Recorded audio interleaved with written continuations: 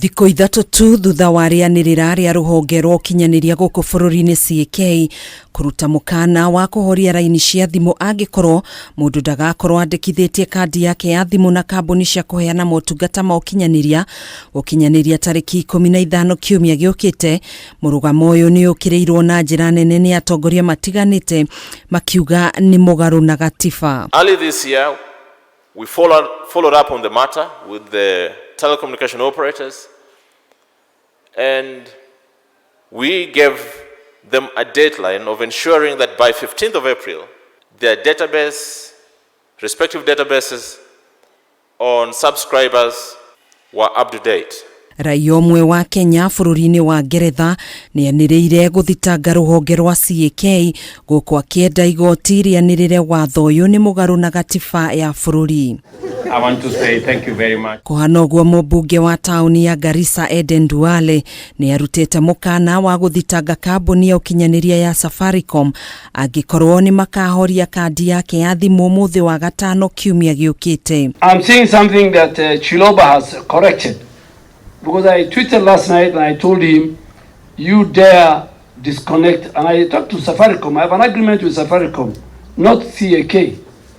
And I'm a post-paid member, so they have my details. Duale ningĩ nĩ okĩrĩire mũrũgamĩrĩri mũnene wa Ruhonge rwa CAK Ezra Chiloba na kĩrĩa augĩte ena itanya rĩa gũgathoga maumĩrĩra ma gĩthurano gĩa tariki 9 mweri wa kanana. You have not been taken to CA as an ordinary Director General. We know what you want to do on the polling day as far as the internet is concerned. We know the data you are collecting. And we know you're working for the deep state. Wamekuwa na hizi details miaka zote. Tangu 2015 sheria inasema ufanye hivyo. Sasa wanasema registration gani mpya?